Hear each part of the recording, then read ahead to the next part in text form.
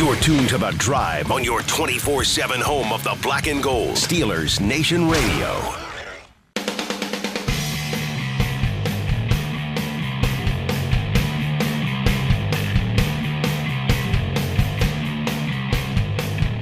Good afternoon, Steeler Nation. It's The Drive on the Steelers Audio Network. 6 days away from the NFL Draft, fired up and ready to go to close down this week. Wes Uhler and Matt Williamson with you as always. But Matt, we're going to start things off a little different today. A little bit. As our listeners know, we can no longer play licensed music, right? We have to come in with these generic sound beds due to some NFL licensing issues. But we have a very special guest on the line now. And Matt, if we were allowed to play whatever music we want, it would be a good time for a Poison song, because joining us on the phone lines, Steelers superfan, Butler's finest, Bret Michaels, legendary rock and roll frontman. Bret, how you doing? Thank you so much for taking the time today. First of all, I am so fired up right now to be talking with you guys. I thank you for having me on, and I just want to say this: we need some music. I'm going to come down there. I'm going to cut something just for your show. Love it. I'm going to give you a non-generic cut of something insane, and we'll just call it "Get Your Game On." And we're going to write you up something amazing. That's a done deal, dude. That's awesome, Bret. I grew up on the house. On the house. That's awesome. I'm about 10 years younger than you, Bret, and I grew up a huge fan all through high school and especially beyond, and MTV and all that great stuff that you guys did and everything since. But as I mentioned, I'm 10 years younger than you, and the first real game I remember as a kid was the Steelers' fourth Super Bowl against the Rams. Were you kind of in your prime, like right when Chuck Noll was like taking over and, you know, in your formative years? Yeah, so here it is. First of all, thank you. And, again, for me, I remember that vividly. Here's why. One of my best friends, right? Now, we're back in Mechanicsburg, Pennsylvania. My dad's a veteran, and we moved around a bit, but came from the Butler area, mostly grew up in Butler, then Mechanicsburg. Long story short, he ended up at the Inland Naval Depot, right? So we're at my friend Dave Bressler's house, and my friends Slick and Ted, all of them. If anyone ever goes on my socials, we get together, play football, baseball. It's still out there. We're weekend warriors, right? I vividly remember L.A., the game, Rams. If I'm not mistaken, it was freaky because it rained. Mm-hmm. Do you remember what it was? I remember the field being muddy. Am I correct on this? Yeah. I hope I'm not having an 80s I party too hard flashback, but I think it's I just want to say, I remember it. I remember that game vividly. And, during the Chuck Noll era, right? I would think. And yeah. I'll remember, do you remember the catch Stallworth made? Sure. His neck was bent backwards. And that second half, we just came out on fire because it was a little rough in the beginning. I don't know if you remember that, but we're all Steelers fans at Dave's house, and we kept the spirit high. I'm a bet on the Steelers guy, but we were getting a little beat up, and then we did what we always do, as they say. Great teams aren't always great; they're just really great when they have to be. And we did it. We did it. It was amazing. You must have been born at the absolute right time, though, to just like when you were old enough to understand what football was all about, the Steelers were starting to get really good. 1,000,000%. So Yeah. here, and I go back to the, I'm talking back before 74, right? And building, even leading into the Immaculate Reception, building up to what became our great teams. But I'll never forget as a kid, waking up Christmas and going downstairs in Butler and seeing a Steelers uniform in these old octagon cardboard boxes with it, we thought was protective gear. Technically, off the record, may not have been as protective as we thought, which may have led to a few of my emotional issues. But and a couple dingers. But that was one of the best days. And then when 74 hit, and all of a sudden we're playing the Vikings, and just from then on out, and then to come against the Cowboys twice.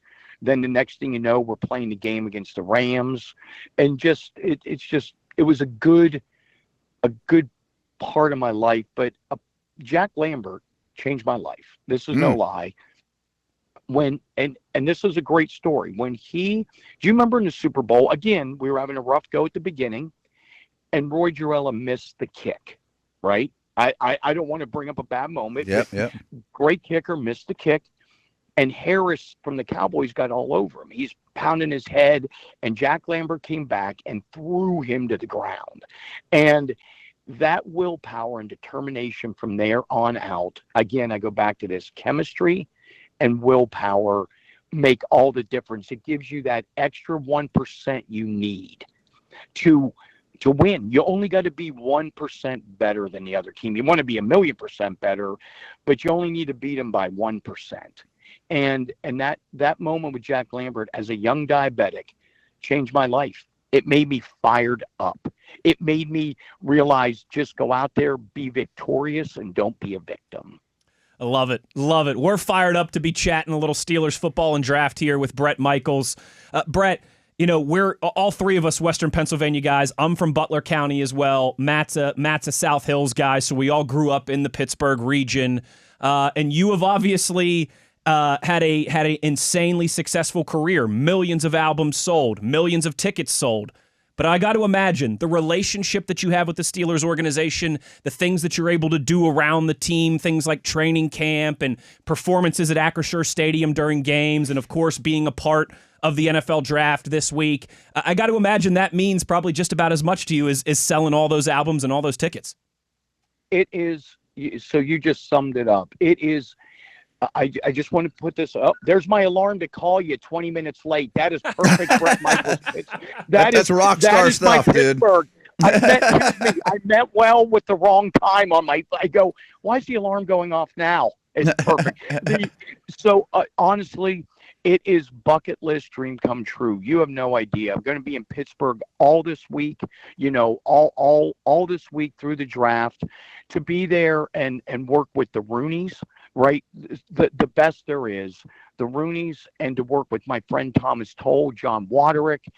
We call him John Waderick at Stillers, because me and him would go to Conneaut Lake and get our some stitches when we'd ride the Blue Streak. I'm like, did anyone ever get stitches on that old roller coaster? He's like, oh my God, I did. I go, John, come on. I had to use Mercurochrome. I don't even know what that stuff was, but it was orange and fixed everything, right? But true story, this is like bucket list. I know I'm fired up talking to you guys because this is an honor, but it's bucket list to me. I played football.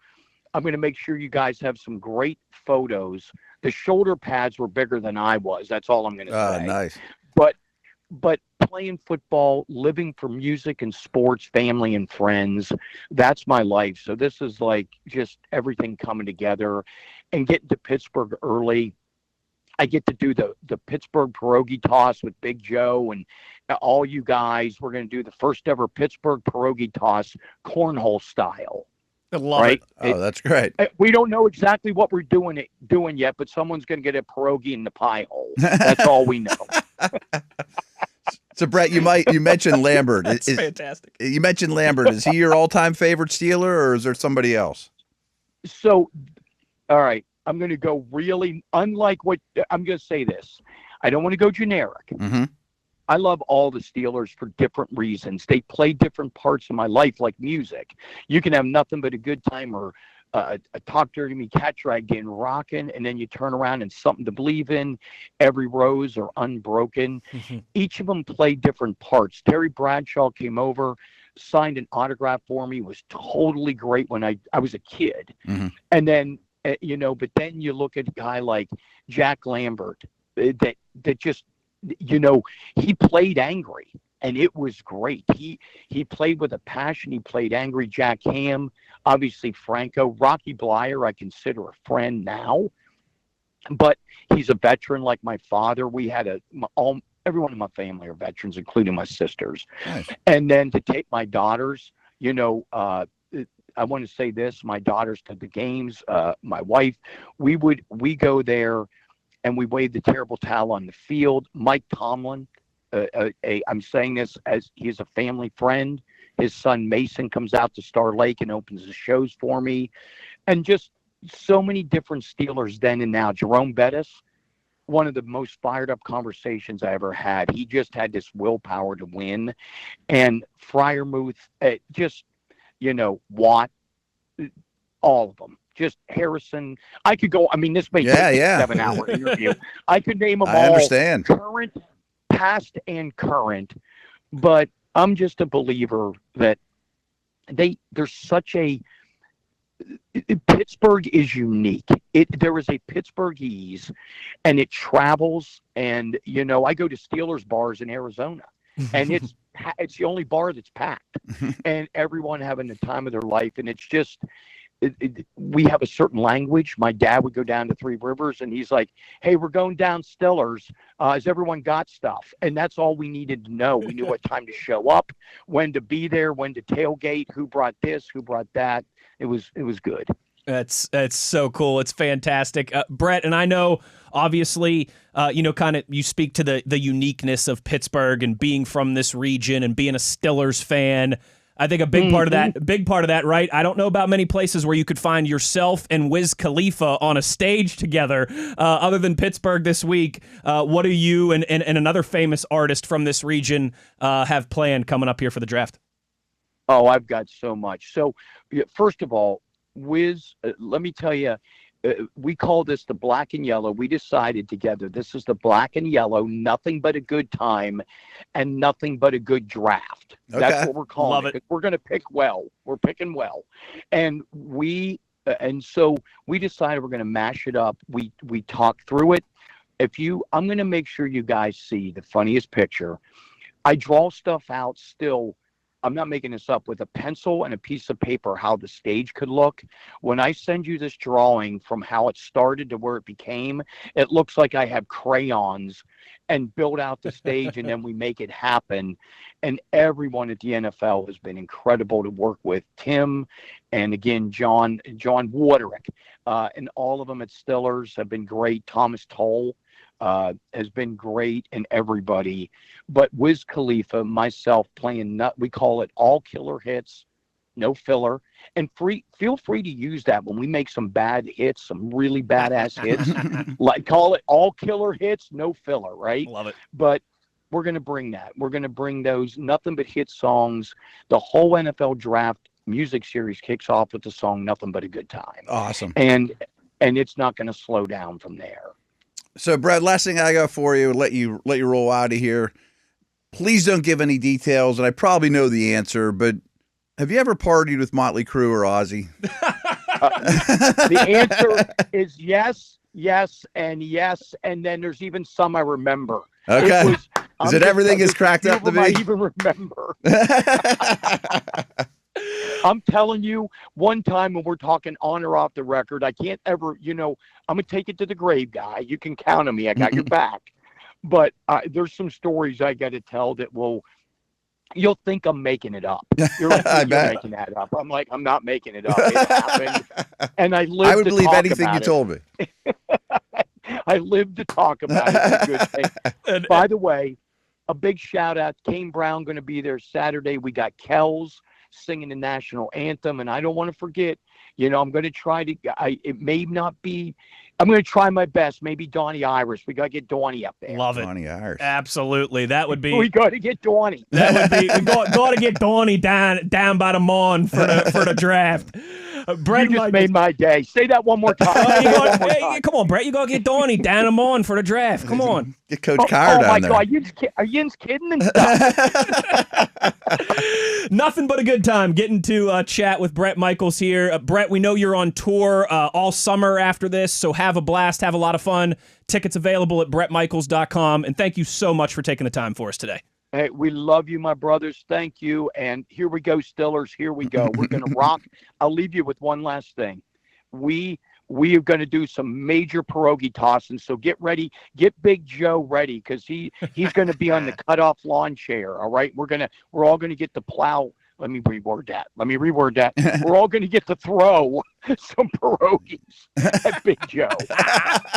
Well, we will go tell Big Joe to make sure he shows up hungry for the pierogi toss. Bret, thank you so much for the time, man. Have a blast next week. You too. Thank you, guys. There he is, legendary frontman, rock and roll star Bret Michaels. Just the way we start shows around here, right? Tens of millions of records sold, tens of millions of tickets sold, but nothing, gets him fired up like his Pittsburgh Steelers. Gotta love it, man. Absolutely. Little surprise, fantastic way to start the show here on a Friday. And yeah, I got to imagine some of those stories from back in the 70s and 80s, and whew, oh baby. Those are probably even better maybe than some of the stories that we used to hear from Tunch and Wolf and some of those guys about the Steelers of that time period. I wonder who was wilder. That's an interesting one.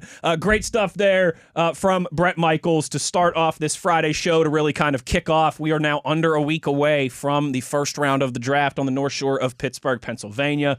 With that being said, you know what it is. It's a mock draft Friday here on The Drive. We will get into that, get rolling when we return as we roll along. Steelers Nation Radio on the Steelers Audio Network. What's up, NFL fans? The NFL Draft is finally here. And while you might not know who your team is drafting this year, you do know your watch party's number one pick, Bud Light. The clean, crisp taste that has all the scouts talking. Guess that's why it's been the group's go-to draft beer season after season. Be sure to order a round for the table before your team's on the clock. Bud Light. Easy to drink, easy to enjoy. Enjoy responsibly. Anheuser-Busch Bud Light Beer, St. Louis, Missouri.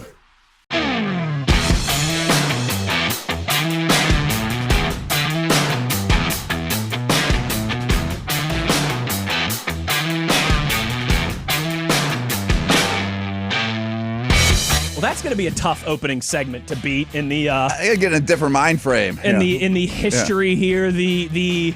Let's talk about the left guard situation. Right? It's a little different. In the annals, right, of the history of the drive. Yeah. Long after we're gone, Matt. That's going to be a tough one for people to top. Pretty cool start to the show there with Bret Michaels. Man, he was fired up too, and happy to be there, and huge Steeler fan, obviously. A lot going on. That was super cool. That was awesome. Thanks to Brian and Reagan and all the powers that be that help us set that one up. And fun little treat there to start the show, and pretty cool. I mean, a rock and roll legend. That's not an understatement or an overstatement or anything like that. That's a factual statement. And a fun way to start the show as now we transition back into, like Matt said, talking about some left guard here or something like that. Right.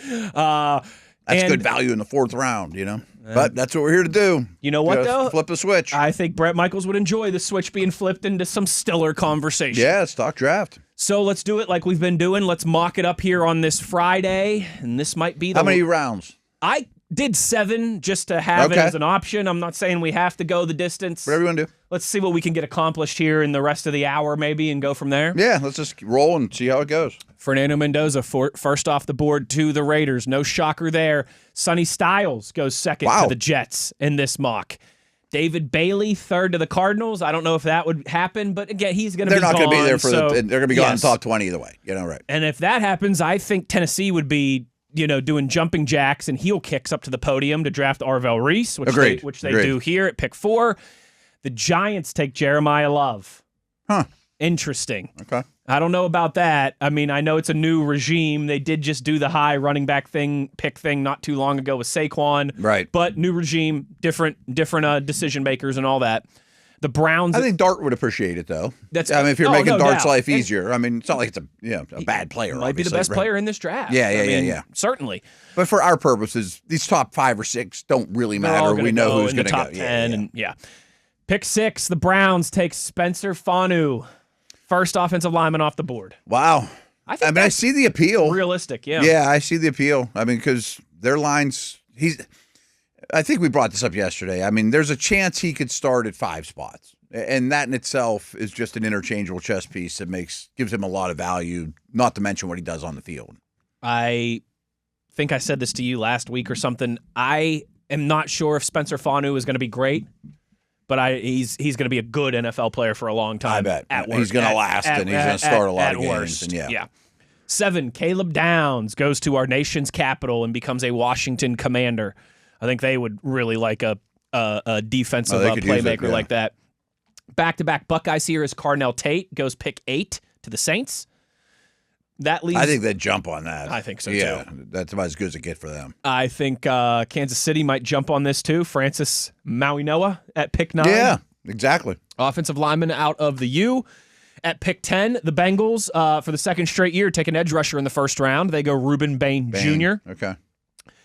11. So super quick. I'm not saying Bain's a bad guy, but there was stuff that came out recently about his driving situation that we know. And I find it interesting, and I'm not saying these are bad teams either, but Chiefs at, 9? Bengals at 10? Yes. Cowboys at 12? Yes. All could use Reuben Bain, and all, let's just say, have a habit of overlooking things off the field. Might even be happy that some of those reports came out in the past week, and maybe he followed slips them, down right? a few Yeah. spots.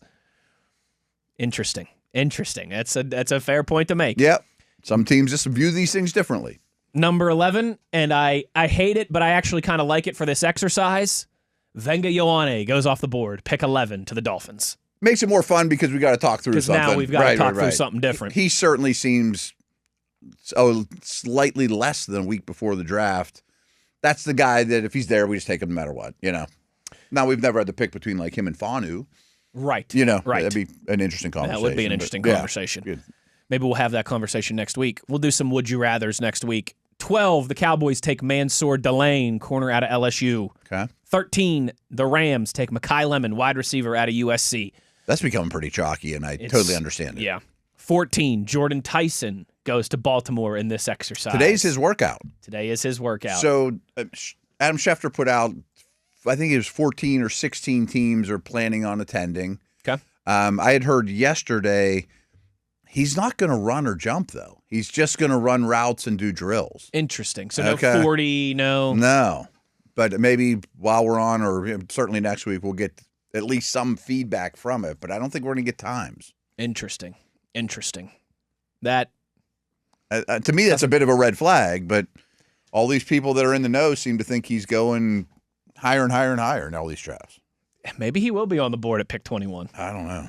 15, Keldrick Falk, Auburn edge rusher goes to the Bucs. That's starting to become pretty chalky too. That's what we want. We want him to go. Absolutely. 16, man, if I was a Jets fan, I'd sign in blood for this right now. You get Sonny Styles at pick 2, and you take Jermod McCoy I'd take 16. McCoy right now if I were them. My goodness. Right. Even if he's doubt. a little banged up, you're not probably going to win Even anything if you this kind way, of redshirtish him for a year. Right. And, have him on a snap count for this year while he's recovering. So, again, we just kind of talked about the Tyson workout.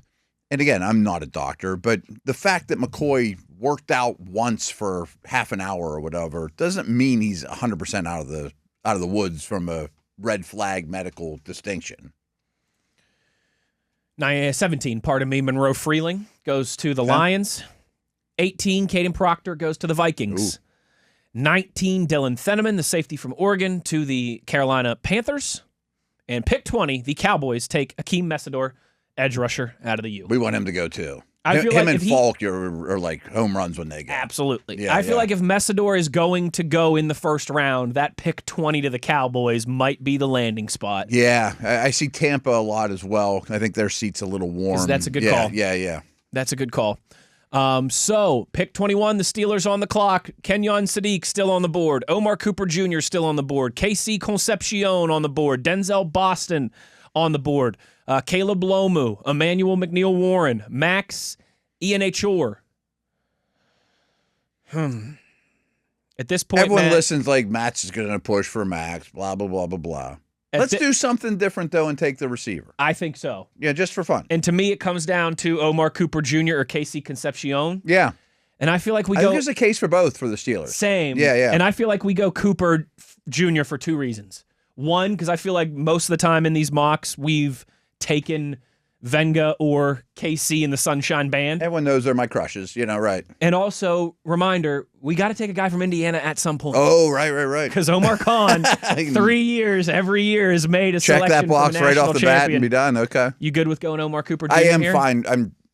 People won't believe me, but if the pick at 21 ends up being Cooper, I totally understand it. I give my seal of approval on it.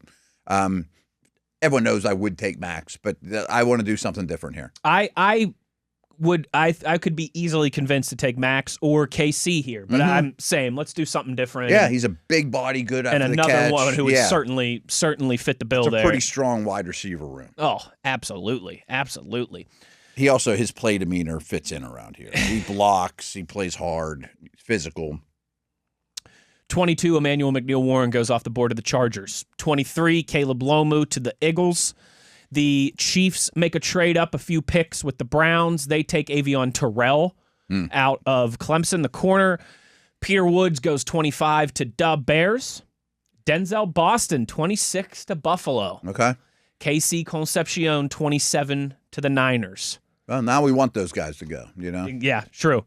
Caden McDonald, 28th to the Houston Texans. He's another one that I feel like might go in the first round. Especially to Houston. That, to me, that's the landing spot because he's not for everyone in terms of what teams value.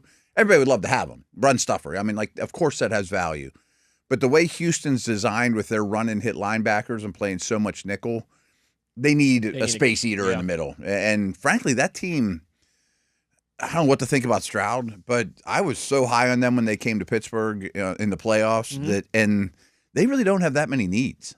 Yeah, I mean, the O-line could use some work, but they've revamped it. They need Stroud to rediscover his form. That's what they need. That's right. their need. I mean, they need a big guy on defense, a big guy on offense, and they need Stroud to get back to where he could be. But they could win the Super Bowl next year. Absolutely. Yeah. They have all the boxes checked in that regard. 29, because the Browns traded back a few picks with that Chiefs trade. They nab Chase Bisontis at pick 29. So the Browns a lot of heat that he could be in the first round. Like, I don't think that's crazy. Fanu and Bisontis, man, wouldn't be the sexiest of picks for the Browns, but it'd be two very effective ones. I was listening to Dane yesterday, and he was saying maybe as soon as like 22 to the Chargers for Bisontis. I mean, they have a big guard need too.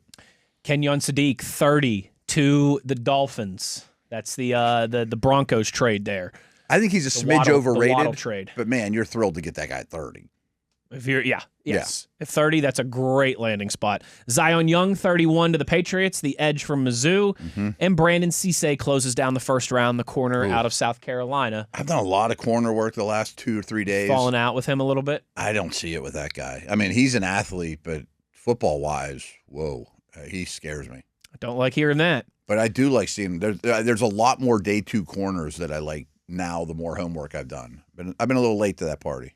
Some of them are starting to come off the board here in round 2. Pick 33. The Falcons trade up here to nab Colton Hood, corner out of Tennessee. Okay. 34, the Cardinals take Blake Miller out of Clemson. No way he lasts that long. No way he lasts that long. I think if this was CNR, Cards Nation Radio, I think we'd say I would trade my second-round pick for Blake Miller right now. Oh, yeah. Or trade up 6 spots and get him or whatever, right. C.J. Allen goes 35th to Georgia. Okay. I guess his private workout went well.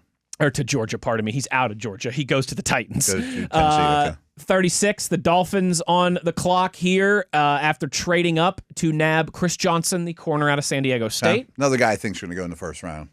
I mentioned corners because I turned my corners and safeties in yesterday. He was my corner 3. I was looking over your email. Okay. Johnson 3? Yeah. I mean, I think Delane and McCoy 1. are way above everybody else. Do you have Delane 1? I had Delane 1. Yeah. They were really tied, but one played football this year and the other one didn't. But to me, that was my same. Yeah. I'm with you on that. Jacob Rodriguez goes 37 to the Giants. Texans take Jadarian Price, the other Notre Dame running back, at 38, so he becomes second off the board. I know they traded for Montgomery, but I would draft the running back high if I were them too. Yeah. Their running game, I mean, you want to get Stroud back. It's always they don't have many second needs. And 8 for them. Yeah, they don't have many needs. Right, and it's like not necessarily to the extent of a team like the Rams, but it's like you should not be drafting for the nest. You know, like if you're Houston, right. You should be drafting for that cherry and whipped cream that puts you over the top. Yeah, I mean they re-signed extended Will Anderson today, who was drafted a spot behind Stroud, and they have a huge decision what to do with Stroud. They're going to pick up his 5th-year option, but are you going to give him the bag or not? Well, you want to give him the bag. Let's give him a running game for once. And if he bounces back in a big way this year, giving him the bag now would pay off. Yeah. If not, and he bounces back, then you're going to end up Oh, and a little yesterday's price is not today's price. Exactly. So I like drafting running back high for them. Browns take Chris Bell, wide receiver out of Louisville, at 39. I don't like how well this exercise has ended up for Cleveland. I know. 40, the Chiefs That's a perfect spot, too, because if he's not ready, he's who not cares? ready, fine. Right? Who cares? We're not winning anything this year anyways. He's really talented. Gabe Akis, I think I'd give you a 53 for Chris Bell right now. I mean, not if they took Cooper at 1. Not if we took it, but yes. In another exercise where you get Venga or somebody there. I mean, on Max April 16th, Fanu. Genie comes out of the bottle. Will you give me Bell for 53? Especially if the Genie tells you get an offensive lineman you like at pick 21. Right. Yeah. But then you might have to draft another receiver, too, because I'm not sure week 1 he's ready to line up next to Pittman and Metcalf. True. But, boy, he could hit big. Gabe Akis at 40 to the Chiefs. Christian Miller at 41 to the Bengals. Malachi Lawrence. By the way, it's Kristen. The H is silent. No, it's not Christian. It's like the female name, Kristen. Oh, and that's how it's spelled, but no one says it right because you just buzz right over it. It's good to know. Look at I'm you. not correcting you because I've been doing that forever look too. At vernacular, Matt. I tell you, right. You can tell we're getting close to the date here. We're finally learning all these guys' names. I'm starting to get some names right. 42, Malachi Lawrence, who's I almost know how to say Max's last name. You just went Lawrence. Yenekur. Yeah, Malachi Lawrence at 42, who's rapidly becoming, not for the Steelers, because they don't need an edge rusher, but I think that this dude is going to be, when we do the redrafts of this class 4 or 5 years from now, he's going to go much higher than he'll end up going. I agree. Mad Max goes 43 to the Raiders. Oh, I'd have been on the phone like crazy. Yeah. Get to 40 or whatever. 44, Ty Simpson goes to the Jets. Would you have even entertained that? If you were to tell me right now that we get into the 40s and Mad Max and Ty Simpson are both on the board, I'd be into trying to trade up a little bit to nab one of them. I think I'd lean towards Mad Max, but I wouldn't hate it. I would have given up a lot to go get Max. Yeah. If the Steelers move up 6 or 7 spots to go get Ty Simpson and it doesn't cost you much, sure. Yeah. I'd think about it. Yeah. I would definitely think about it. I'm not saying I'd definitely do it. Right. And remember, like I said yesterday, I have 10 quarterbacks already listed in my notes for next year that I think could be legit possibilities in the first or second round. You say that because Dane was on Nate Tice's podcast and they finished it by, well, we're both going to do a way too early mock draft, and they were going through quarterbacks. The dude that transferred to the U this year is somebody they were talking about. Oh, yeah. He was not in your 10. He was not on my 10. So they're not saying he's definitely a first rounder, but he's in that mix too. And then an Auburn guy, I think. Auburn guy, yeah. Who has a lot of ability, but he's all over the place. Georgia's quarterback should maybe be mentioned, and he wasn't in there. So that gets us to 13. 12 or 13. Yeah, that's nuts. It is crazy. Let's see here. TJ Parker, 45th. Edge rusher out of Clemson to the Ravens. Jennings Dunker, 46th to the Bucks. Let's stop with him for a quick second. I did my guard rankings, and I put him 5th. And Dane and all these people I've been listening to are like, man, people are falling in love with Dunker. And I don't see it. He's on the ground a lot. He's heavy-footed, and he's got some nastiness to him. I get it. And he's a tackle-turned-guard, and some people have been like, McCarthy will probably love him because he's a tackle-turned guard. And I don't.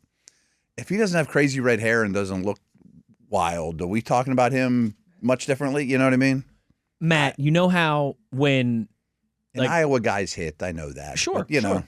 You know how when music festival lineups come out, there's the big headliner, right? Poison. Right. And then there's a couple other names that are bigger, not as big as that, but bigger, kind of like the second tier. That's like Donnie Iris, yeah, right. Yeah. Casey and the Sunshine Band, and then there's the third tier that's like the finer print warm up acts that go on at 1:00 in the afternoon. Yeah. Venga is Poison. Venga is the headliner. Yeah. And then Rutledge and Pregnon and Besantis are the pretty good. Real strong tier 2 And guys. then Dunker's the smaller print to me. I had a hard time. First name on the smaller print, but he's the smaller print. I didn't love putting him, the way it looks is there's a top 5 list. One's not like the other for me. He was my 5th, but Agreed. I'd like to see him go elsewhere. Josiah Trotter, 47 to the Colts. Jeremy Bernard, 48 to the Jets. After that was the trade where the Falcons moved up to the start of the second round. I mean, if we would have taken Max in the first round, I gladly would have moved up 5 spots to get Bernard. Absolutely. Yeah. 49, Trey Dan Stukes. Ooh, So if you'll that would have notice- been appealing. If you'll notice, though, we get to pick fifth. We get to pick 50, and Pregnon goes here. Okay. But Basantis is already gone. Basantis was a first rounder, so Yeah. was Venga. But at pick 49, until you got to pick 50, both Pregnon and Rutledge were both still on the board. Yeah, I was kind of paying attention to that too. Like, I know trading up. So doesn't maybe really I work wouldn't as if I'm looking at it and I'm like, I got my wide receiver. There's still a lot of good guards I like on the board here. I'm not trading up. One of these guys is going to fall to me. I just, Yeah.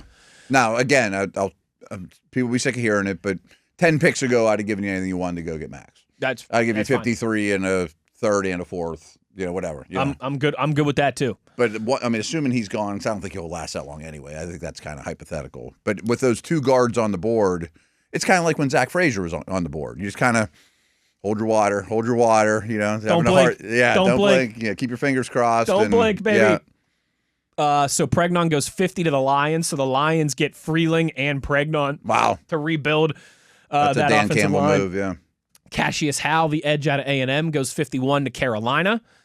And 52, a guy that I really like and would have maybe brought to the forefront here if he was still available. The Jags actually trade up to 52 to take Lee Hunter, the defensive lineman out of Texas Tech. Okay.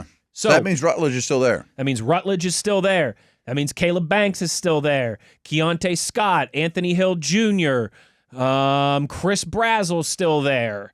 So there's some Ted Hurst is still there. I like all those dudes. I like all those dudes. We took but a it's receiver. Rutledge. We took a receiver. We go Rutledge I think here. we held our water. We waited it out. We got someone that we were very happy to get at 53. Agreed.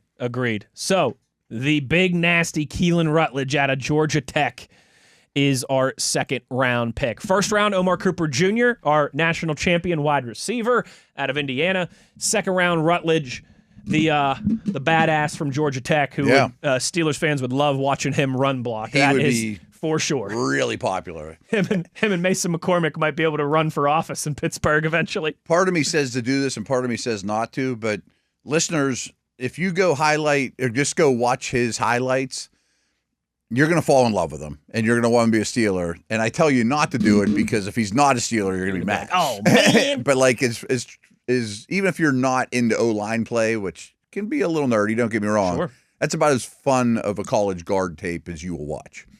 I love it. Yeah. I love it. So I liked how this is played out. We held our water. I think we got two good players at two position of needs. Didn't give anything extra up, We're still sitting with a lot of resources. Let's get into the third round when we return to close down the first hour of today's program. Wes Uhler, Matt Williamson. It is The Drive, Steelers Nation Radio on the Steelers Audio Network.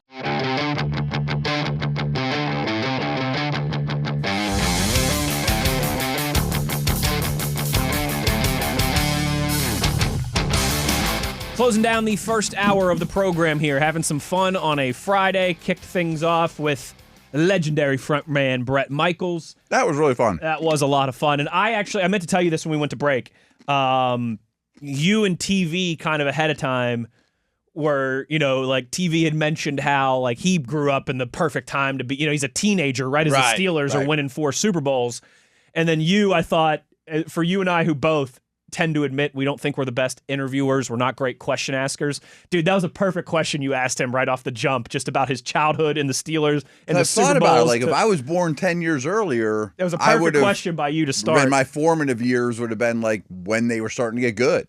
Like Bret Michaels he's a personality. He's a front man. I don't think was going to be shy during our conversation regardless. I don't think he's shy with anybody. But that first question that you asked him definitely set the tone and set it up perfectly. So that was well done by you.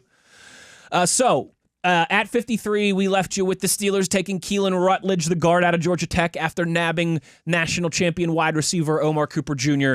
at 21. Speaking of national champions, D'Angelo Pons goes off the board 54 to the Eagles. Okay. Caleb Banks finally goes off the board 55 to the Chargers. This is an interesting one. The Packers move up a few spots in the draft to take Max Clare, the tight end out of Ohio State. Wow. Some of these Clares or some of these tight ends are starting to get a lot of attention. And they already have one of the best in the NFL in Green Bay, but he is coming off of a major leg injury, and hey, you can never have too much talent. Derek Moore at 57 to the Bears, Caleb Tiernan at 58 to the Niners, Chris Brazel goes off the board 59 to Houston, Antonio Williams, the wide receiver from Clemson, to Chicago, Kyle Lewis, the Pitt guy, goes at pick 61 to the Rams, Another tight end, Eli Stowers to the Broncos at 62. Ted Hurst does get into the second round, pick 63 to the Patriots. I would hate that. Yeah. And the Seattle Seahawks identify their running back in Mike Washington Jr. out of Arkansas to close down the second round. That's the right place to take him. So we don't have tons of time. Should we just make this the 3 Steeler third-round picks? Yeah, absolutely. Okay. I'm just going to rattle the names. All right, I won't respond. Yeah. Keontae Scott, Zachariah Branch, Eliza Surratt, Joshua Josephs, Jake Galladay, A.J. Housley, Sam Hecht, Will Lee III, Malik Muhammad, DeJon Sriebling, and R. Mason Thomas all go before the Steelers are on the board at pick 76. Best available, Anthony Hill Jr., Keith Abney II. I'm intrigued by him. Big Citrus, Dominique Orange. Skylar Bell, the wide receiver out of UConn. Bryce Lance, wide receiver out of North Dakota State. Genesis Smith is still on the board. Kamari Ramsey is still on the board. Jalen Kilgore and Zakee Wheatley all still on the board. Bud Clark still on the board. And every quarterback, obviously, other than Mendoza and Simpson. So I like Matt. Top 3 names were interesting to me. I was going to say, I like taking a safety here in the third round, but I think we can wait because there's like a lot of really good ones. If you get Bud Clark and then a couple picks, I would just do that. So I'm with you. First couple names, Anthony Hill Jr., Keith Abney II, and Big Citrus, Dominique Orange. I'd probably go Citrus or Hill. That's what I'm thinking, too. As much as I like Abney. I like Abney, but he's not a need. That's the thing. I'm not sure. It'd take a while for him to really make an impact. And so then I'm thinking Hill or Citrus, and I'm like, which one is going to help me the most day one? And I think it's probably Dominique Orange because probably Anthony Hill Jr. is, with Peyton Wilson and Patrick Queen in front of him, going to take him a little time to carve out a role where I think Big Citrus could earn a few snaps, pretty quickly. I would probably counter that, though, and say I bet I would have a higher grade on Hill than Orange. I would. That's the only thing. And so maybe I'm kind of doing the thing that I always say not to do. Just take the best player here. I think that's Hill. I think it is. Maybe you've convinced me. And you know what? I like both. We'll play some of this audio next week because it happened right before we went on air today. But Brian Angelico and Patrick Graham both spoke. I heard that. Steelers' new coordinators both spoke this afternoon. And one of the things that Patrick Graham said that we'll talk about next week is that he wants to, they're going to play a lot of 2-4-5. So 2 down defensive linemen, 4 linebackers, and 5 defensive backs. That means he's counting Watt and Highsmith. He's counting Watt and Highsmith as linebackers. That doesn't mean 4 off-ball linebackers. Right. But you're not going to line with 2 guys on the line of scrimmage. In that, saying that would include 2 off-ball linebackers on the field the most of the time in his vision. So you are going to need a quality third option there, certainly. Yeah. You need to groom somebody. Let's take Anthony Hill. I'm fine with that. I'm good. I think we'll have an opportunity still to add to the defensive line and to the safety room. And we will. Skylar Bell goes off the board right after us. Kamari Ramsey, David Ingbenosen, the corner from Ohio State, and Keith Abney go back-to-back. So Abney ends up in Baltimore at pick 80. Genesis Smith at 81, Connor Lew, Bryce Lance, Logan Jones, the center out of Iowa, goes to the Cardinals at 84. Back on the clock at 85. Big Citrus still there. I think you take him. Right. Same, because I'm going to say let's take Big Citrus here, and then let's get our safety at 99, hopefully. I think there's a couple names still out there at safety, but I think there's probably a drop-off after Orange. I am with you on that. So let's nab them. That's a perfect scenario. We get both of the guys that we considered. That worked out. Good. And then 86, Danny Dennis Sutton, the edge from Penn State, goes to the Chargers. Malachi Fields to the Dolphins. Jacoby Lane to the Jags. Jalen Kilgore goes off the board. Oh, no. Bud Clark goes off the board. Wow. Zakee Wheatley goes off the board. Wow. Okay. Man, a run on safeties right before we get to pick at 99. So who are some best availables regardless position? It's just all in general because, the safeties, man, that's a bummer. I mean, that happens. This was almost falling perfectly for us. It was going a little too well. Grayson Houghton, Romello Height, Kieron Crawford. You know what? Garrett Nussmeier's still there. Daryl Jackson Jr., Deion Burks, Chandler Rivers. Chandler Rivers is a good slot, but Emmett Johnson. What's pure safeties? Not a lot of options here. Not much. Michael Taffy out of Texas, VJ Payne out of Kansas State, Jaden Canaday out of Oregon, Lewis Moore out of Indiana, but we can probably wait on him. Yeah. VJ Payne's really interesting. I mean, he's 6'3", ridiculous tester. I actually did a blurb on him on my safety write-up that really adapt at taking away tight ends. He's one of those RAS guys. Huge relative race athletic guys. score is massive. Some people think he could even be an outside corner. Some people even think you put 20 pounds on him and he's your nickel linebacker. And I think this coaching staff, I don't know what Patrick Graham said today other than what you said, is going to look for more matchup pieces. And I think week to week he might be a matchup piece for you while he learns deep safety stuff. Sure. I wouldn't have a problem with him. And he'll be awesome on special teams. Any interest in Deion Burks, Brennan Thompson? We're going to draft another wide receiver at some point. I know. Kevin Coleman, Kendrick Law, any of those guys do it for you right now? Cyrus Allen? Still too early? Not after going a first-round pick there. Okay. They're not. I mean, that's not a bad group. So I feel like we take we could make the argument for a quarterback right here, certainly. Are there any tackles? Offensive or defensive? Offensive. Is there Bell or... Markel Bell is still on the board. Ooh, I think I'd go that direction. I missed him. Yeah. Burke is gone, but Bell is still there. We took a pure guard. You want to do that? I'm good with that. I think that's the move. I think that's your last chance to get one. There's a better chance of VJ lasting until our next pick than... or some other defensive back, or, I mean, you're not going to get a tackle in day 3. I love it. Let's do it. Lock it in to close down our third round, and to close down the first hour of this show, we'll take Markel Bell, the tackle out of Miami. So I like how this has played out for us, Matt. Maybe we do one more segment here on the other side and kind of round this out, and then we will get to your YouTube and your X Twitter questions, comments, concerns, and reactions. Halfway home on The Drive, Steelers Nation Radio on the Steelers Audio Network.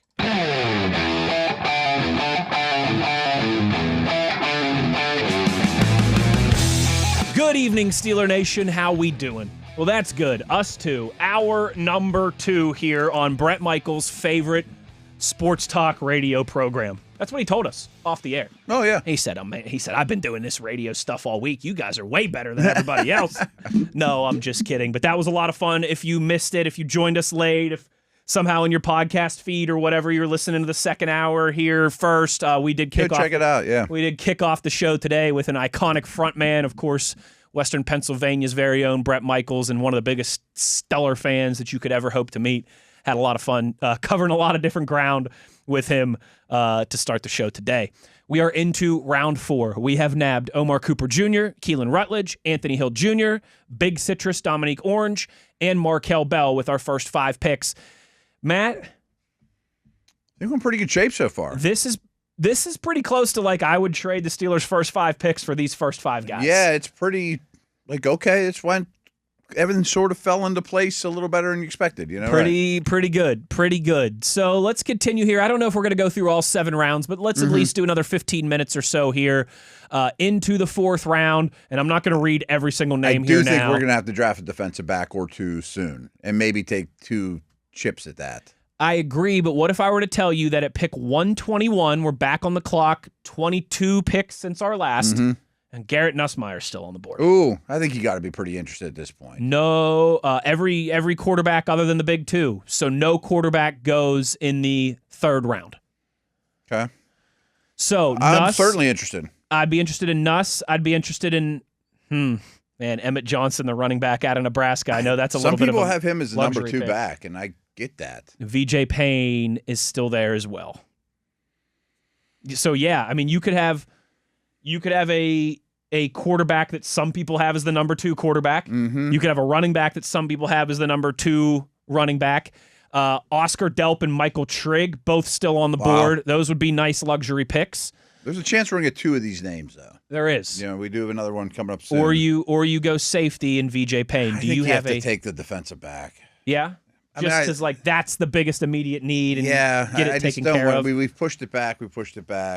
I think you got to do that. Let's do it. Yeah. I mean, it's really him and Lewis Moore are the only safeties left on the board. I bet it's getting pretty picked through. And we already got our Indiana national champion, so we don't need Lewis Moore. Let's take Payne's the upside guy. Lewis Moore is the plug and play 7th year senior guy. Yes. Yeah. Payne. Let's do it. Cool last name too. VJ Payne, the safety out of Kansas State, is going to be our pick at 121. Let's see if there's any notables. So let's see. Nuss goes off the board. Emmett Johnson goes off the board. Aiden Fisher goes off the board. Oscar Delp goes off the board. Tight ends would be of interest. Let's see who is still available here. Michael Trigg, still on the board. If you want to talk tight ends. Joe Royer as well, still on the board. Harold Perkins Jr. still on the board, but we took a linebacker. I would consider a second receiver. I would definitely consider a second wide receiver here. If Nuss was still on the board, I would consider him. Yeah. I think we can probably wait on quarterback. And Emmett, if Emmett Johnson was still on the board, I would definitely be interested in him. Let's see what wide receivers we're looking at. Kevin Coleman Jr. out of Mizzou. Kendrick Law out of Kentucky. Cyrus Allen out of Cincinnati. Malik Benson out of Oregon. Josh Cameron out of Baylor. Jeff Caldwell out of Cincinnati. The local guy, Mount Lebo, your fellow alma mater sharer, Eli Heinrich out of Navy. Heinrich. He got invited to the draft by the NFL. I don't know if you saw that. I did. Navy, Lebo dude, running back / slot receiver, all-around weapon, special teamer, great human being, service guy, all those things. Who was the name I was thinking of, though? Or are we talking wide receiver? The Kentucky specific? wide receiver is somebody I should definitely know about. My whole family's at that university as we speak They are literally all right there right now without you. And he was here for a visit, and I still have not done a lot of homework on him. It just interests me that he's been here for a visit, and I know very little about him. 5'11", 205 pounds. Yeah. He does have a 9.6 RAS score, which is very good. Pretty good.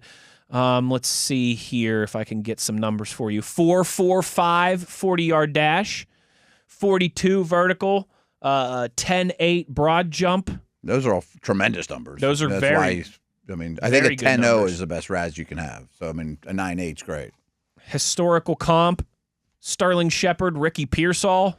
Sign up for either. I'll take that. I'll take either one of those guys. Sounds like slot-ish. Here in the fourth round. Yeah. You want to go back? None of the other names are really doing it for me as much as I do think Michael Trigg could hit big. I think we can still wait another pick or two on quarterback if we want to go that route.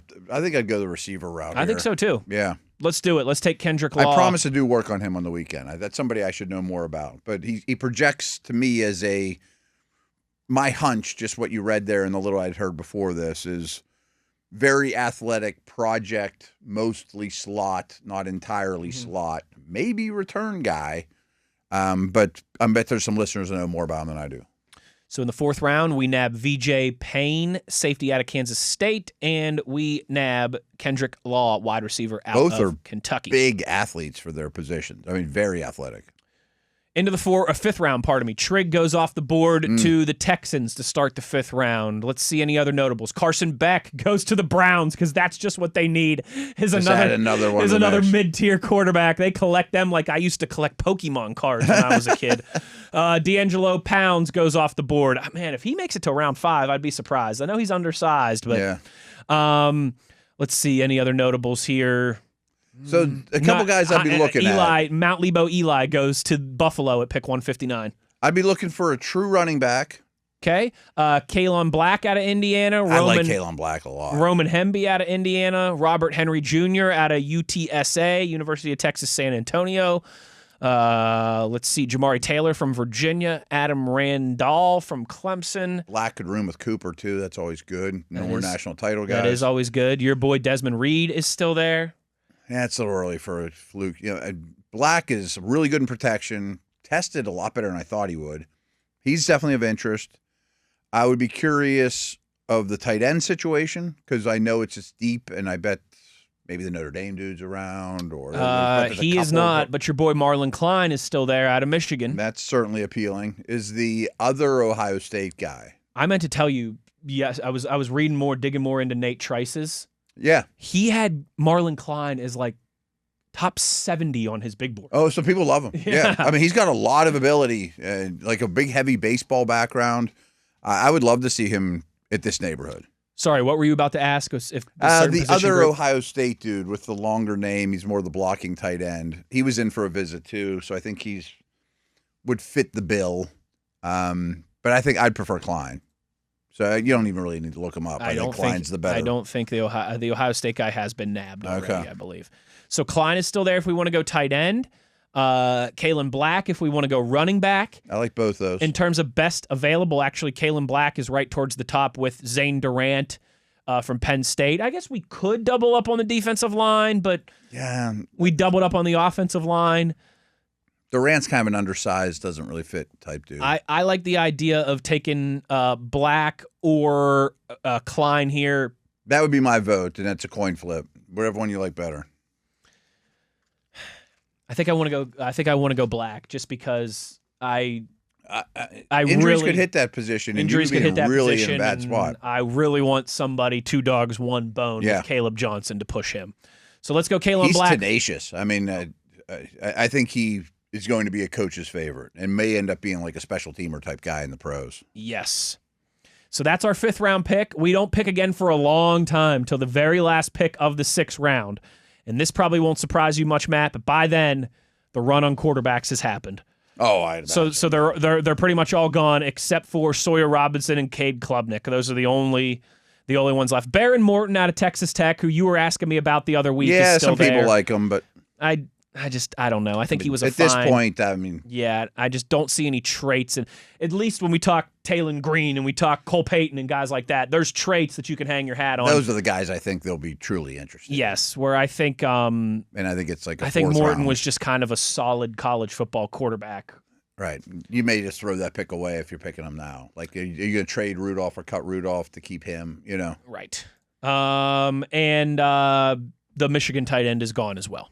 So, is there any tight ends of note? We did not. John Michael Geilenborg out of Wyoming, Matthew Hibner out of SMU, Will Kazmarek from Ohio State. Is that the guy that you were talking about? Yeah. Oh, okay. Okay. So he is still there. The tight ends don't catch any balls there, and he's the number 2 tight end, but he does have ability, tested pretty well, and he's a good blocker. We still have 3 more picks to go and get some special teams guys. Not Let's that it's like, holy cow, he's going to change the trajectory of the whole franchise. No, but I'm happy he's still if he's a solid tight end 3 that you get at the very end of the 6th round. Right, and you got a roster spot for a tight end 3. Right. And we're back on the board here just 8 picks later with our first of 3 7th-round picks to close this thing down. Oh, where do we go here, Matt? Do we add another wide receiver or secondary piece with some special teams capability? I mean, it's a hard thing to do when you're looking at the computer screen. We do kind of, I think, still need to take a quarterback at some point here. I guess. I mean, I wouldn't mind just a camp arm as opposed to fighting the world on undrafted guys. You have 3 7th-round picks. It's one of those perks. Sure. I definitely would take – one of these would be a defensive back that – could try to make the team on special teams like Kent was last year. You know what I mean? What about someone like Damani Jackson out of Alabama, the corner? Okay. What about, man, there are not a lot of defensive backs left. A lot of wide receivers left, but not a lot of defensive backs. Bishop Fitzgerald out of USC, Deshaun Singleton out of Nebraska. Lorenzo. Ooh, what about Lorenzo Styles Jr.? What about Sonny's brother out of Ohio he can State? Fly. He'd be the type of guy that I would want to take here. Yeah, it's athletic freak, and I think could really excel on special teams. Let's do it. Yeah, he might be your gunner right off the bat. Go tell everybody we got Styles from Ohio State in the 7th round of the draft. Don't worry about it. Back on the clock here again quickly, Matt. This might be where Cade Klubnik or a Sawyer Robinson. I'd be fine with any kind of camp arm like that. I think Klubnik would be the one that would be more effective immediately. I think Robertson's the one that if you would like to have any hope of one of these guys growing into a long-term backup, I think he's got way more upside. Yeah. Klubnik's safer and smarter and more traditional and all those things. Sure. And he was pedigree, and we were talking about him a year ago. Which I don't know. Either's fine. But you know what, though? Cade Klubnik, just 6'2", like we've talked about, where Sawyer Robinson's pushing 6'5". I think I'm going to go the big guy. Take the AFC North guy. Let's do it. And that will make our friend, and of course I'm drawing a blank right now, who sent us the mugs at the beginning of the season. Our friend Yinzergear, whose son went to Baylor. Oh yeah, he's a Sawyer guy. Sawyer Robinson. That'll make our buddy Yinzergear very happy. So last pick, we made it through all 7 rounds here, Matt. Yeah, want to hear best names available? I guess. I mean, I might not know any of these guys at this point. Harrison Wallace, wide receiver from Ole Miss. Damani Jackson, the corner from Alabama. Vinny Anthony, wide receiver from Wisconsin. Tyron Montgomery, wide receiver from John Carroll in Cleveland. Lewis Bond, wide receiver from Boston College. Reggie Virgil, wide receiver from Texas Tech. Zavon Thomas, wide receiver from LSU. A lot of receivers, as you said, yeah. A lot of wide receivers here. Maybe I'd nab another one, especially if I knew more about these guys. Do you want to go Desmond Reed here? Yeah. Somebody that you know could excel on special teams. He's still there? Yeah. I love using a 7th-round pick on him. Okay. I think that's fair. And we know he's good at teams. We at least know that about him. Mm-hmm. Let's go ahead and lock that in here for our final pick of the draft. So we make all 12 picks. We go Omar Cooper Jr., wide receiver from Indiana at 21. Keelan Rutledge, guard from Georgia Tech at 53. Anthony Hill Jr., linebacker from Texas at 76. Dominique Orange, Big Citrus, the defensive lineman from Iowa State, 85. Markel Bell, a third-round tackle with some real upside potential long-term out of Miami. 121, VJ Payne, the safety from Kansas State. Then Kendrick Law, wide receiver from Kentucky at 135. Kalon Black. So just like last year, we get 2 Big Ten national champions. Yeah, they run together. And yeah, running back from Indiana. And then towards the back half of this thing in the 6th round, Will Kesmerick, the tight end from Ohio State. Lorenzo Styles Jr., the safety from Ohio State. Sawyer Robinson, big body quarterback from Baylor. And Desmond Reed, the small but shifty and speedy running back, but we're going to use him on special. Yeah, he's going to be a guy. special teamer, gadget return guy. Dude, right. It's kind of a pretty strong haul. I think so too. That's a pretty close to. Yeah, I'd trade. I'd take that right now. Pretty close. But yeah, there's our kind of final mock draft Friday. I don't here, remember any edition. of our picks being like, man, we're really in a bind here. I don't like any of this stuff. Like it kind of lined up like, well, this fell into this and this. They all played off each other pretty well. Yep, I might have liked to nab one of those safeties a little bit earlier. Yeah, but that's the one thing. But other than that, I think it fell very well. But instead of getting one of those safeties earlier, we got like orange. You get a tackle. You get Markel Bell. Yeah, and a nose. If he hits or the safety hits, Bell's value, his lottery ticket cash in is much greater. It's much greater. Yeah. Fun stuff. Let us know where you think, or let us know what you think, pardon me. You know where to get at us. We're going to get into the YouTube comments, questions, X, Twitter, mentions, all that for 2 segments to close this thing down on a Friday. Wes Uhler, Matt Williamson. It's The Drive, Steelers Nation Radio on the Steelers Audio Network.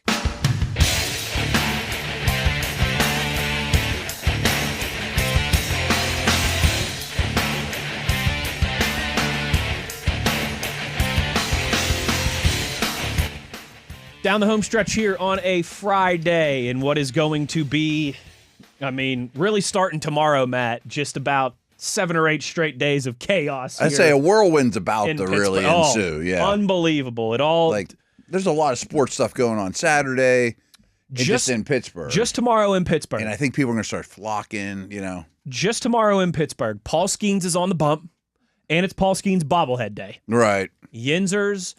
After fireworks, I think the thing that Yinzers most irrationally show up for, and I don't get it, fireworks 1, bobbleheads 2, but everybody live your life and do your thing. Do your thing. I'm not the one to judge. I'm sure I do plenty of weird things that other people would scratch their head and go, what the hell are you thinking?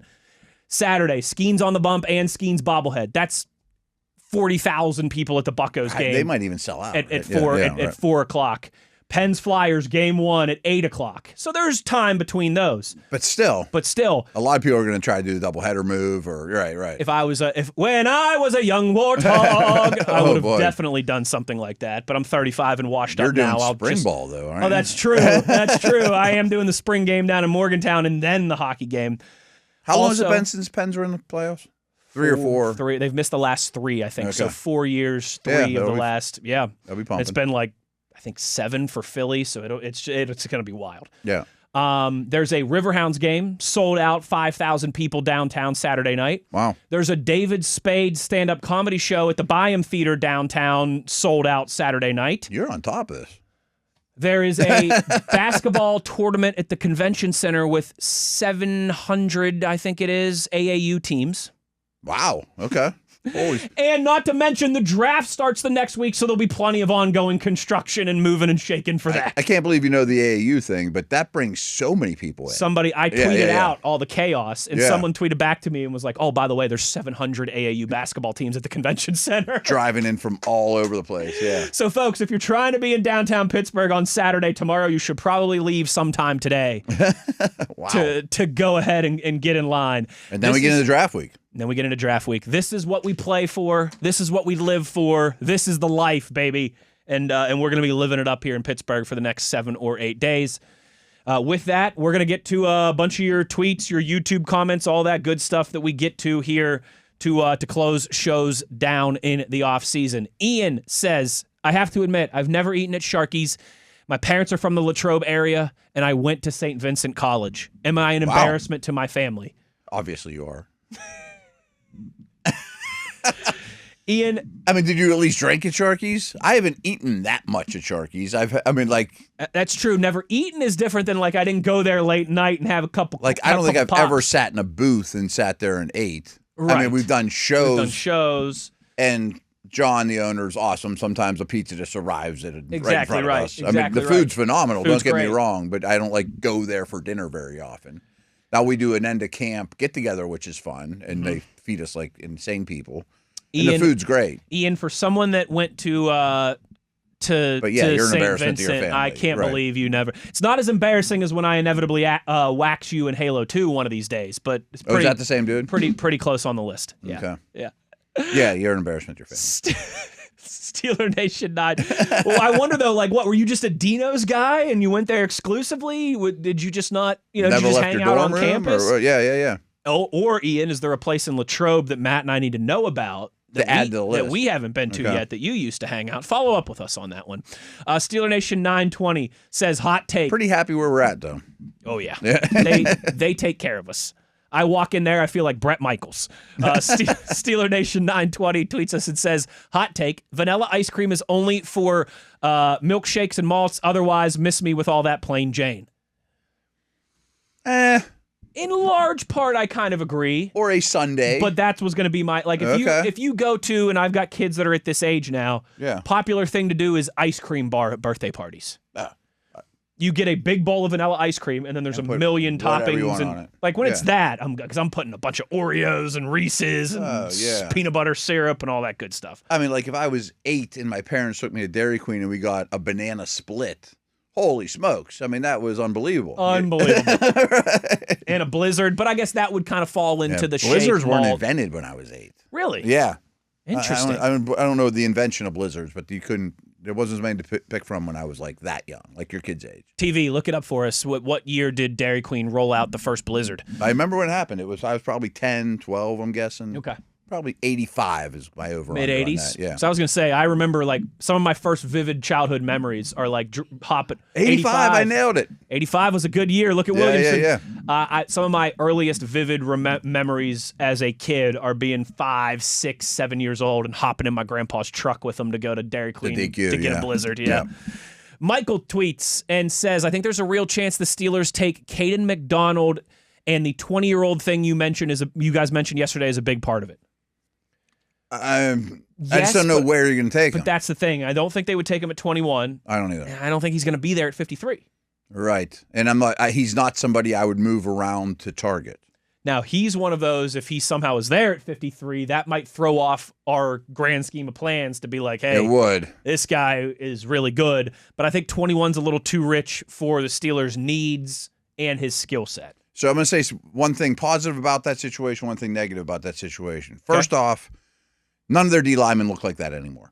They're all tall, long arms, 6'3 plus, whether they're playing nose or not. I have a real hard time believing that that's not by design. They're bat down passes guys, length, athletes, change direction dudes. But you insert him in the middle of that defense, I see the value. Don't get me wrong, Yes. Yeah. Absolutely. Michael Adesso says, I have a segment idea. How about a first-round exercise where it's worst-case scenario for the Steelers at each pick before 21? May not be realistic, but a good way to see the board. That's exactly like our 21 board. That's kind of like our 21 board. Right. If you would pick 17, the first 16 are gone. That's why we do it. But, yeah, I mean, if we were to do it purely worst-case scenario, it would probably be Mendoza 1. And then a lot of offensive linemen and wide receivers would probably be higher than we had them if it's worst-case scenario. Well, that's the way I do my board. Is worst case scenario. Yeah. If I picked 4, worst case scenario, I'm picking first. Okay, I'm taking Fernando Mendoza. I'm taking Mendoza, right? Yeah, if that's worst case scenario, I'm picking 4, and these 3 are gone. That's why you do it. Annie asks, does the number of draft picks the Steelers have and what has been reported as the overall weakness of the draft class impact the chances for UDFAs to catch on with the Steelers? Feel like they've done relatively well with that in the recent past. Good question. I think they do extremely well with it. Yes, and I would think so. Now, I have no clue about McCarthy's history with undrafted free agents. Just real quick, the last wrinkle of that would be, too, agents are going to be telling their undrafted clients, the Steelers just made 12 draft picks, don't go there. It's going to be hard, right? Right. Unless they're offering you more money, don't go there. If you drafted someone at that player's position, you're going to have a less chance of getting them than the team that didn't draft one at their position. See what I'm saying? If you draft two receivers, the undrafted receiver doesn't want to go to your team. He wants to go to someone that didn't draft a wideout to compete with immediately. But what I was going to say is this organization, compared to the other 31, has been very attractive to undrafted free agents. I think they have very good relationship with agents. They don't lie to them, and under the Tomlin era and before, they gave those guys a fair shake to make the team. It's not just show up here, get your brains beat in, and we'll cut Ramon Foster, Jalen Warren. I mean, there's a lot of guys. Willie Parker and Harrison. I mean, you can go back and back. Yeah. I don't know what McCarthy's history is of keeping undrafted free agents, but it may not even be up to him. I mean, so I don't know, but it's a great point. If you make 12 picks, you're not going to be the most attractive landing spot. Craig says, it seems if we trade up in the first... Super quick. Remember when they drafted Pickett, they took Alulikon in the 7th round. Mm-hmm. And I remember Dale and I thinking, that's weird. But then I thought, you're not going to get any undrafted free agent to go somewhere. You just signed Mitch Trubisky and you just drafted Kenny Pickett. I mean, the last places you want to go as undrafted rookie quarterback is the team that took the first-round quarterback that's going to get all their attention to him. Absolutely. So now you make that dude come here as opposed to the other way around instead of asking them. Craig says if you trade up in the first, you trade up in the second round to get out of no man's land, you could be left with only 3 picks in the top 100, a first rounder, second rounder, third rounder. Mm-hmm. Would it be worth it to lose those other picks to get, specific targets? I can't imagine trade up in both first 2 rounds. I mean, because you'd be basically out of thirds. Would be my guess. I mean, maybe minor moves, throw in a 4th to move up 3 spots in the second or something like that. Again, I don't think you'll have 2 trade-ups in the first 2 rounds.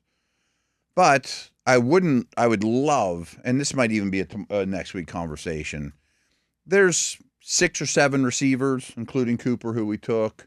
There's 10 offensive linemen that all look like potential first rounders. Yeah. Could you make it happen? You get 1 of each.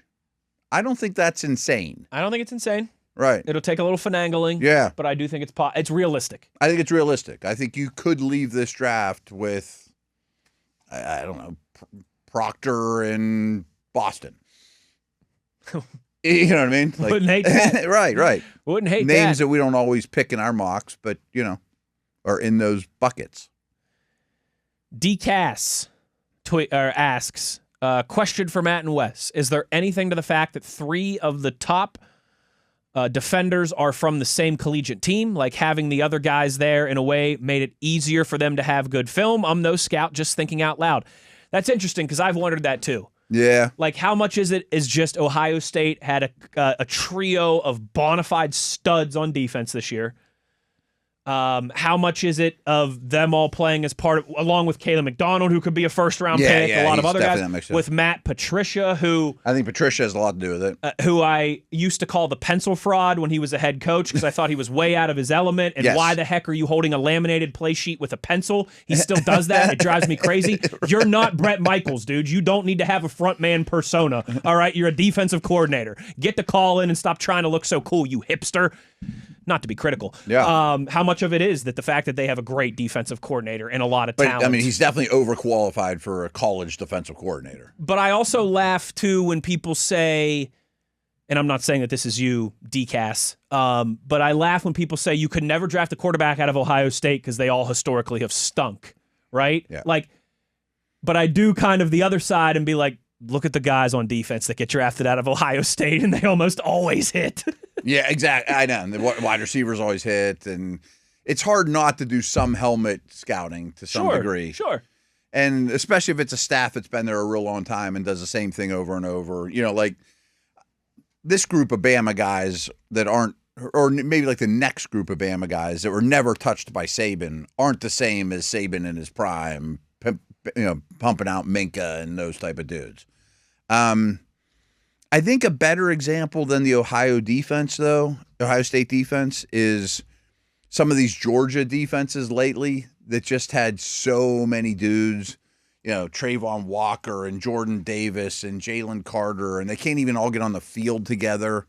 And none of them have like through the roof numbers because they're all kind of rotational, and some of them are just block eaters, and got too many guys to be, all out there at once. They're all 5 stars. They all test like crazy. Mm-hmm.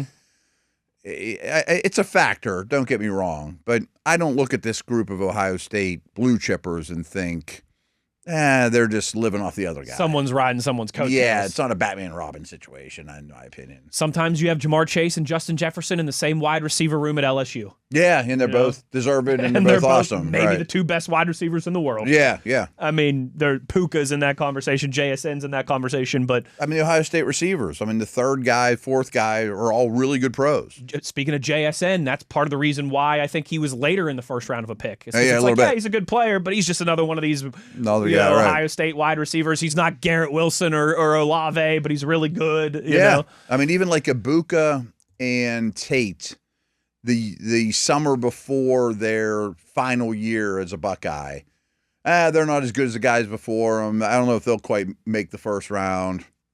Tate's going to be the first receiver taken. Yes. Ibuka had a really good rookie year, went in the middle of the first round.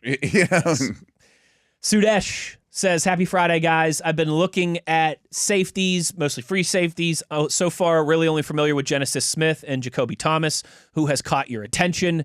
Also, are there any movies or shows that you plan to watch this weekend? Well, I asked you about the movie you just saw. Nuremberg. I might throw on depending how my weekend goes, but that's definitely of interest. If you're a I don't know, World War II history guy. Yeah, it's the Nuremberg trials. Russell Crowe's in it. He's outstanding. You liked it a bunch. Yeah, Rami Malek. He was the one who played Freddie Mercury in Bohemian Rhapsody. Won an Oscar for it. It's not long. I mean, it's a little over 2 hours, but it's all dialogue. Yeah. So you got to kind of be ready for a movie without a lot of action. But it's similar. Like, have you seen Lincoln with Daniel Day-Lewis, the Abraham Lincoln movie, like 10 years ago? Yeah. It's kind of similar to that. The acting is phenomenal. The history aspect of it is really interesting. The dialogue's good. The dialogue's good, but you just have to be in the right mindset of like, I got to put my phone away. I'm going to watch this movie. You can't just be like, and there's not going to be a lot of fighting and shooting and action. Yeah. And, Don't be reading free safety scouting reports while you're doing it. Exactly right. Yeah. Exactly right. But it is really good, especially if you're kind of a dork into some of that World War II history stuff. I'm going to either tonight or Sunday, because I'll be really busy Saturday, but I'm going to either tonight or Sunday watch The Logo, which is the new Jerry West documentary. I'm sure you will. Okay, on Prime. Okay. I'm looking forward to that one. Safeties, we did a little bit of that today. Not a ton of freeze. Not a ton of freeze. A lot of them are also slots or projected that's free. That's kind of where the position's going. Right. He does mention Genesis Smith. He's not for me. Okay. Really dislikes contact. And then that would not be for the Pittsburgh Steelers. I mean, he spends a lot of time deep middle where he doesn't have to get involved physically all that much, but he's not for me. Let's see. Let's do one more here before we take our last break. Mr. Steel City says, looking back at the Steelers 23 draft class, can't help but to be excited to see where Omar finds value in every round of this draft.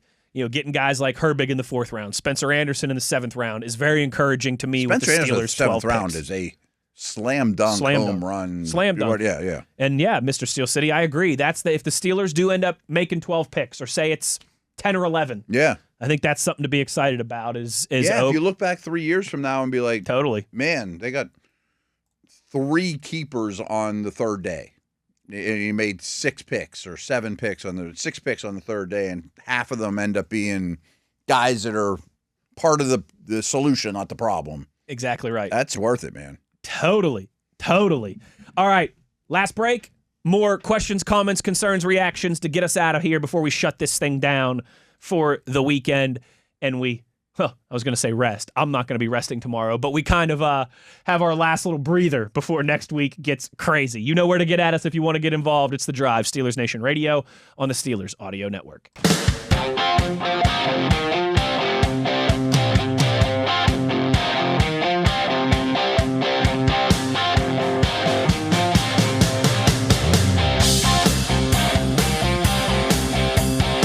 Today's show has been nothing but a good time, and we're going to close it down with rolling through as many of these YouTube comments, X-Twitter questions, concerns, reactions, all the participation from you good people. Tony says, you guys have said that the Steelers won't use all 12 picks, and I think you're probably right. If you had to lose 3 of those picks, what would be your strategy going in?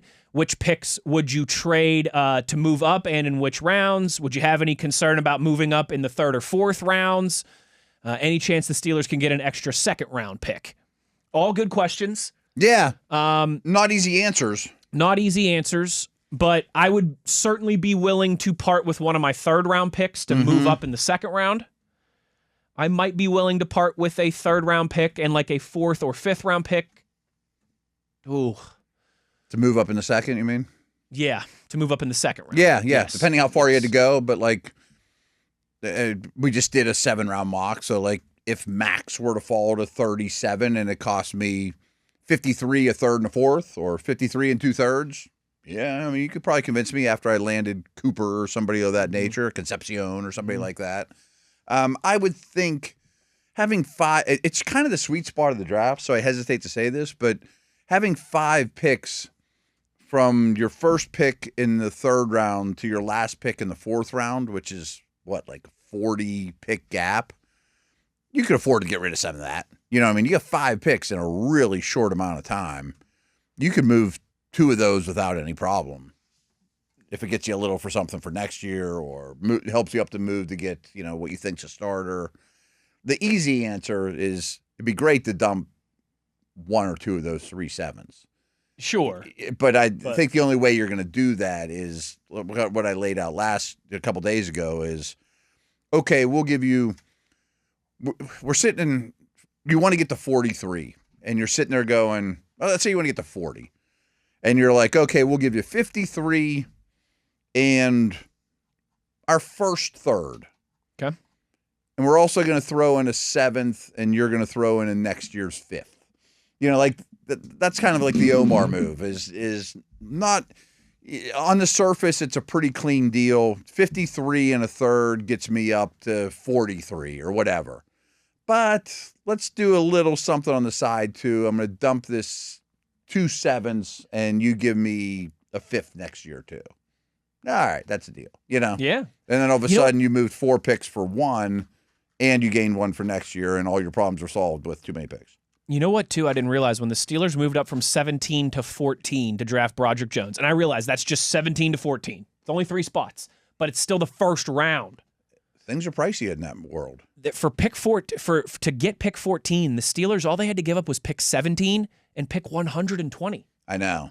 Which I remember at the time going, this is unusually cheap. Unusually cheap. Now, the Patriots traded back and drafted Christian Gonzalez, so it worked out just fine for them, and I don't think they even would have. Well, I remember when the Steelers moved up, I said, this is either for Gonzalez or Jones. And I was 50-50 on that, you know. So, hey, maybe there is an opportunity to move up 21 a few spots.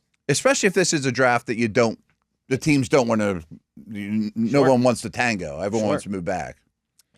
Dave says, I got a question for the drive. With all the talk of the Steelers moving up in round 2, what are your official predictions of how many picks the Steelers will actually make in this year's draft? Dave says his is 8. I was about to say 9. And I'm going to say they get something for next year. Might even be like a 6-round pick. But I bet they add a pick for next year and they make 9 this year would be my number. I'm going to go 10. Okay. I'm going to go 10. It certainly could happen. It's hard to put 5 picks. You can't put like 5 picks and get up. I'll just give you all my 7s, both my 4s. It's not Madden in that regard. No, where all you got to do is tip the trade value percentage just Right. enough in a video game simulator. I say this all the time. It's not like money where if you put enough pennies together, you get $1. That's a good, yes. You can't put 32 7th-round picks and go up I'll and give you my next. get Mendoza. I'll give you my next 300 7th-round picks. Right. For it doesn't your first eventually rounder. add up to $1,000. Right. Jeff says, is there a player each of you guys would like at 21 that is not a wide receiver or an offensive lineman? Great question, Jeff. Yeah, Fernando Mendoza. Yeah. All those Ohio State guys we mentioned. Hey. I mean, there's players I like, but Jeremiah Love. I mean, if he was still there at 21. Yeah. And there's a chance he would fall if he gets out of the top 10, that he'd or start to, I don't think at 21, but he would fall. For me, though, in terms of realistic, I feel like the only realistic one would be one of those two top-tier corners. I would say the ones I was going to mention were McCoy, Delane, and maybe Thiemann. There's no realistic quarterbacks. There's no realistic defensive linemen. There might not even be one taken by the time we get to pick 21. You're going to have choice of whatever you want anyway. I really like Thiemann's kind of interesting. I really like a lot of these linebackers not named Sonny Styles, but not at pick 21. Yeah, I'm not taking C.J. Allen or Rodriguez. No, if it's pick 31, then maybe it's a different question, or conversation. Edge players I like, but I'm not taking any of them. So I think it's really just one of those almost top two getting down corners. to that point. I mean, Sadiq's a no for me. No, same here. Yeah, I mean, so the answer is kind of no. I mean, I would like Sadiq at 21, but I wouldn't draft him if I was the Steelers, even if he was available there at 21, if that makes sense. Yeah, I mean, he didn't make my top 21. He was right outside of it. I think for me, it would have to be one of those top two corners in Delane or McCoy, now that we're kind of talking that through. And I think there's zero chance Delane makes it. Zero. And if McCoy does. Little chance. If McCoy does, he probably has a red flag by him from Good doctors point. across the league. Good point. Which then you got to weigh that. That doesn't mean you can't take him, but. RJ chiming in here. Yesterday, you guys were talking about Omar Khan's draft tendencies with top 30 visits in the first 2 rounds in drafting a national champion every year. Do you guys know if Mike McCarthy has any trends in his past drafts with Green Bay and Dallas? Another good question there. I was talking about it on a podcast today. I mean, just organizationally, the Steelers and Packers are probably the most, not luck, but fortune of taking day 2 and day 3 receivers. Like, everyone knows Rodgers went forever without a first-round wideout, but still had Driver and Nelson and, I mean, all these really good receivers over the years. And the Steelers, Juju and Martavis Bryant, Antonio Brown.